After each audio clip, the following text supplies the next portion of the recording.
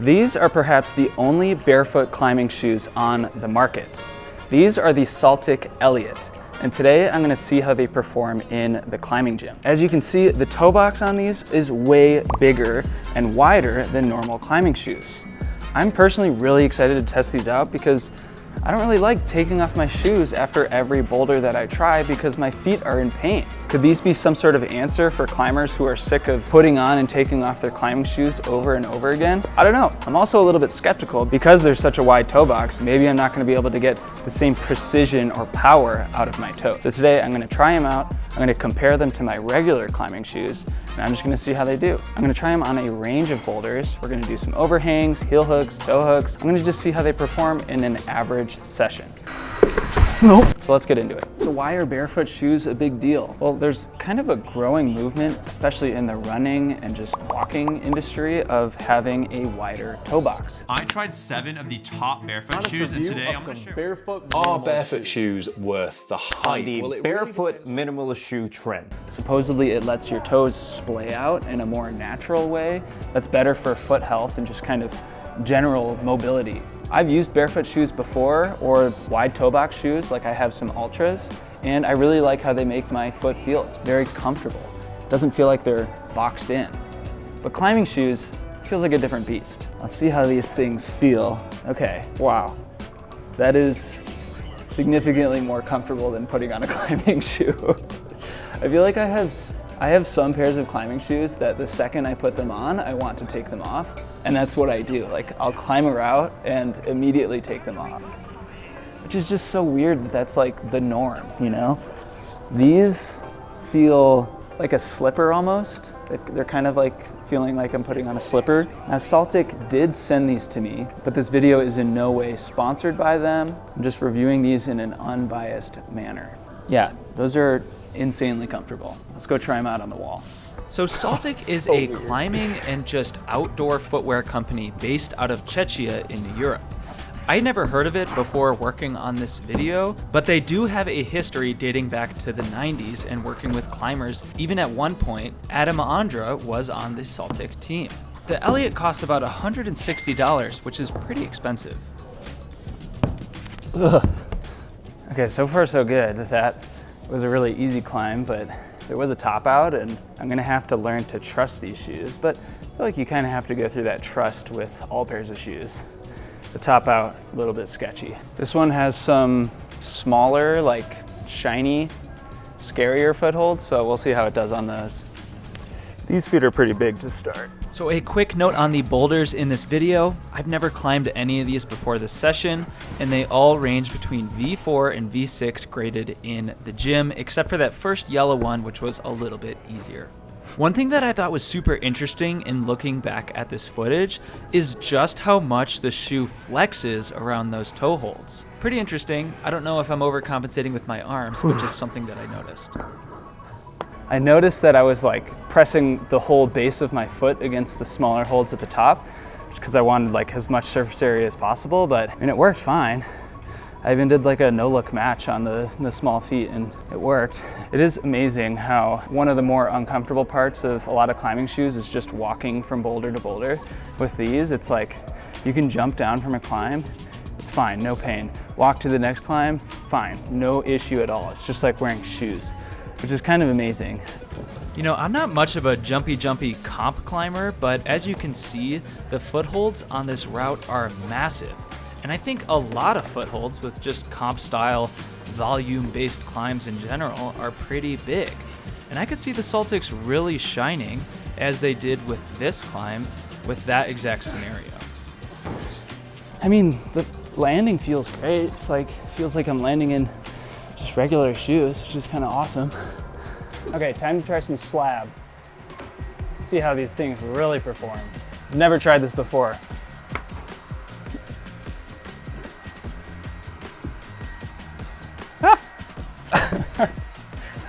That's probably user error.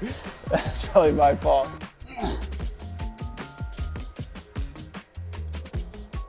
Now, I thought that this slab would be a great test because as you can see, there are almost no handholds on the whole route. I love climbing slab. It's something that I want to get better at and improve at, and I yeah, I thought that this one was a super cool test.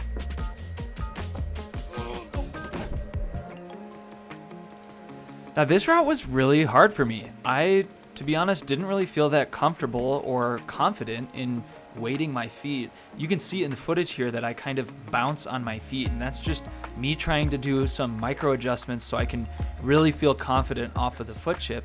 And it just took some getting used to with the Saltics. Oh, that worked.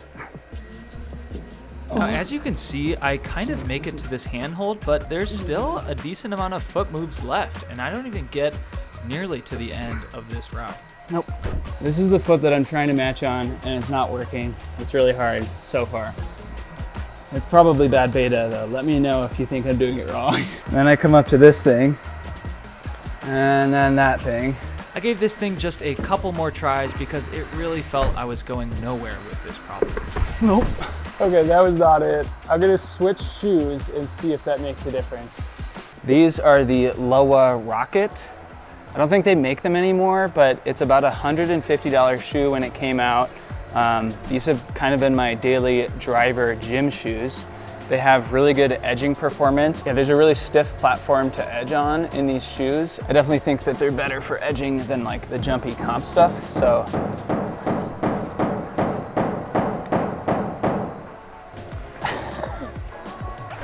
I definitely think that they will be.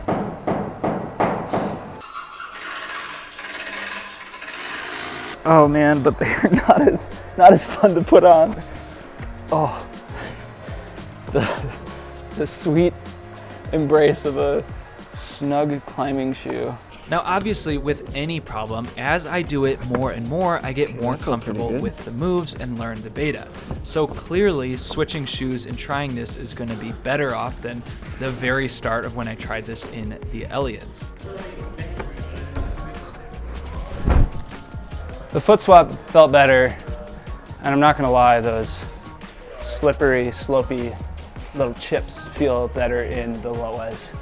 One thing I liked with this problem as opposed to the others was how small the foot chips were and how precise I had to be with my footwork. I kinda was thinking that a more precise edging shoe like the Lowas would really shine here. But even though I'm feeling like the shoes are performing better and I'm more comfortable on the problem, I still couldn't get past this move. So maybe it doesn't have to do with the shoes. Dang it. Okay, I'm gonna give up on that. I will say, I feel better in the Lowas. It just feels like I can move more, try more stuff, experiment more than the Saltics. All right, let's see how they do in an overhang cave. Some heel hooks, downward toe pressure. These are pretty flexible and flat shoes, so a little skeptical with it. Gosh. Now I hope you can clearly tell that this is my first try on this route because my feet are all over the place and I do not know the beta of this problem.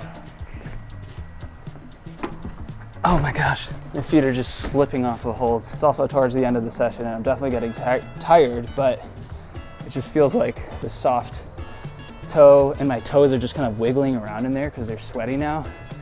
And it just slips off of those overhanging holds where you want a lot of downward pressure.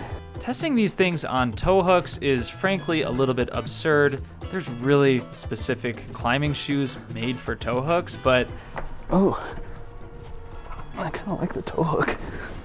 As you can hear in my reaction, I kind of liked how they felt with the toe hook. I think one of the limitations with conventional climbing shoes and toe hooks is that they naturally point your toes downwards, while toe hooks need the opposite pressure. They want your toes to flex up, not down. And in the Saltics, because they're such a flexible shoe, I could just kind of wrap around toe hooks really easily. It was kind of nice. Okay, let's try the Lowas before I completely lose all of my energy and see how they do on this sort of climb. Now trying this in the Lowa Rockets for the first time, did this route feel that much easier in the more high performance conventional climbing shoe? No, not really. I think overhanging routes place such a strain on your hands, and in a climbing gym, especially the grade that I'm climbing today, V4 to V6, the footholds are pretty big even in this overhanging cave. Oh, the beta. I feel like that is evidence enough that the Saltics can perform decently well, is if I try to switch to a more performance-oriented climbing shoe and literally fall off because I mixed up the beta, not because of the shoes. It feels like a good argument for the Saltics. So at this point, it is the end of the session and I am completely gassed, but I had to give this thing one more go just to make sure that I could do that sort of fun toe hook beta in the Loas.